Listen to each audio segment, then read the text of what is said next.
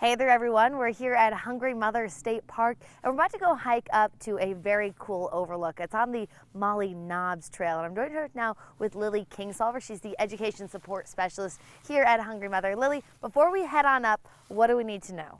Let's see, well I always, before I take a hike, I like to think about the things that I'm going to need before I go. I like to make sure I'm wearing sturdy shoes, that I'm dressed for the weather, maybe wear a layer if you're not sure how it's going to be when you get to the top.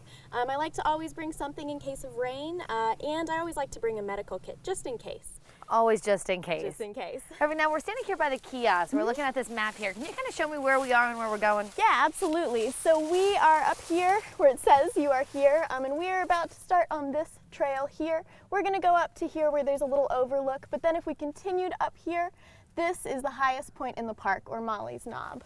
Perfect. So are we only going up to the Ridge Trail though? Yes, we are only going up to where it hooks into the Ridge Trail. Awesome. So how far is it that we're going right now? We're going just probably a little under a mile.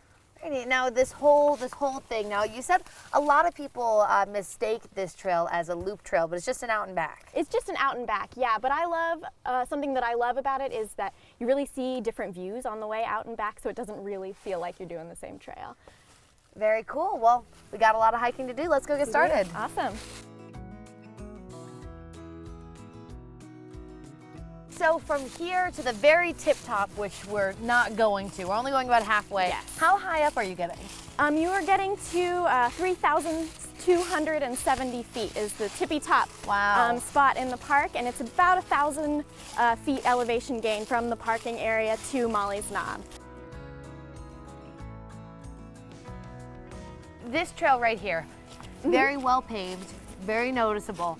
Are all the trails in the park like this? Yeah, they are. Some of them have been around since the 1930s, so they have had plenty of time to get really packed down and become pretty comfortable to walk. Some of them are a little bit rockier, a little bit steeper than others, but for the most part, they're well marked and they're easy to traverse.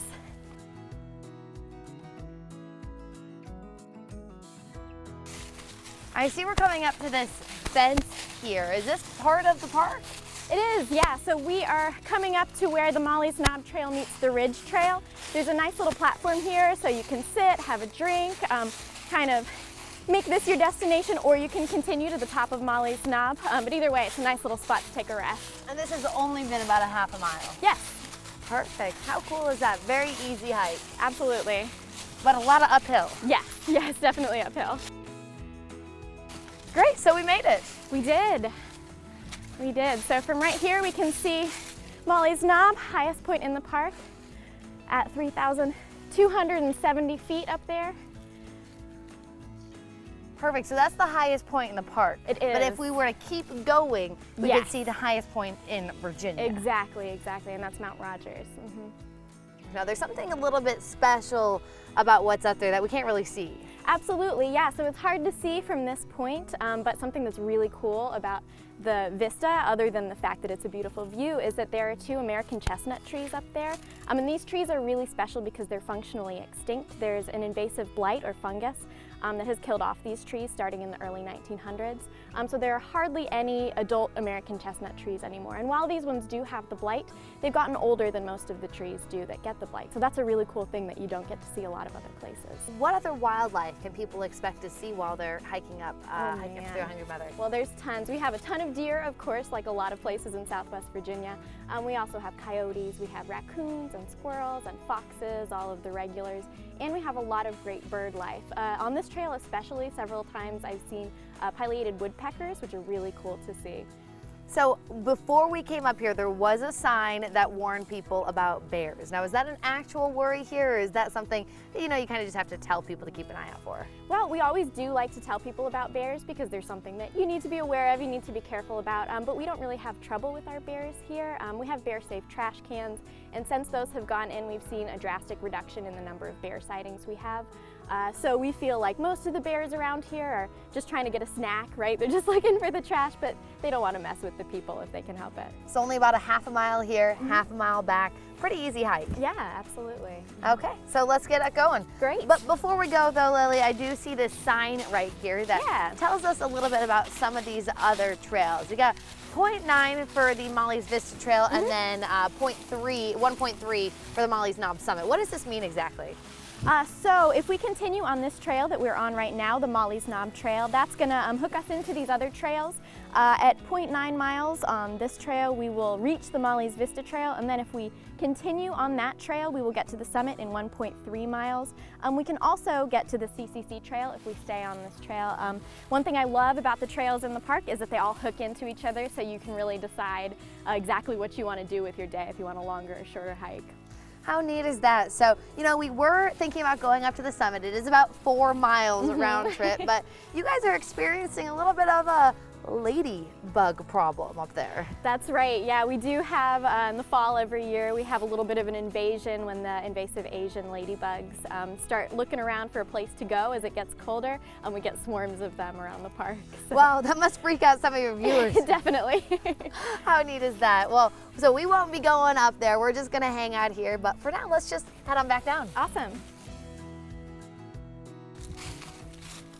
Okay, Lily, so we're leaving this lookout point right here now, but I'm seeing as I'm walking out this way, there's a green blaze right over there. That's right. So we are on the Molly's Knob Trail right now, but if we continue on this way, we will be joining the Ridge Trail, which goes the opposite direction. But then if we loop back down the mountain, we will stay on the Molly's Knob Trail back to the parking area. So you weren't kidding when you said how all of these trails interlock with each other. Exactly, yeah. Easy way to get lost, you got to pay attention. Yes, for sure. Good to have a map.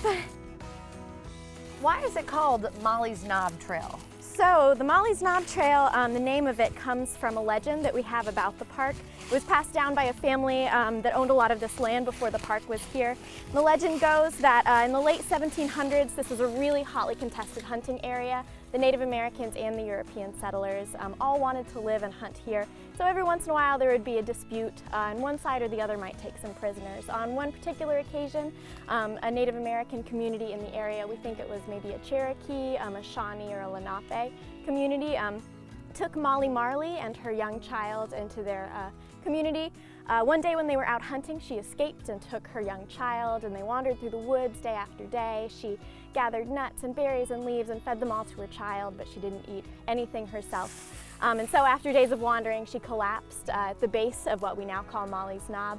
The child kept wandering and met a trapper. When the trapper asked why the child was there, all that he or she could say, we don't know if it was a boy or a girl, but all they could say was hungry mother.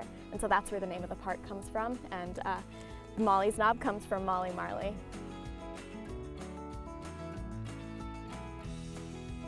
Okay, Lily, we weren't kidding about the ladybugs. Can you guys see this? We are covered in them. I've got 1, 2, 3, 4, 5, 6, 7, 8, 9, 10, 11, 12, 13, 14, 15. Oh, so much hate. They are pretty bad. These are the invasive Asian lady beetles that we have here. Their population gets a little bigger every year, it seems, and they are definitely swarming this year. And this is only for about a week. About a week, give or take some. Sometimes it feels like a year, but they aren't around for too long. Well, let's get out of here. Yeah. Okay, we're coming to the end here. We are. Very easy hike there, only a mile round trip, and you get to that first lookout point, but about 4 miles total if you're going to the main lookout point. Exactly. Well, awesome. It was a great hike up here. Again, only half a mile there, half a mile back. So if you're looking for something kind of easy with a good lookout point, and if you want to experience these fall colors before they completely disappear, I highly recommend Hungry Mother. Very cool area. And, well, I guess just don't come this week with all the ladybugs. Give it a couple of days after you see the story, and then head on up if you don't like the bugs. Oh, happy hiking.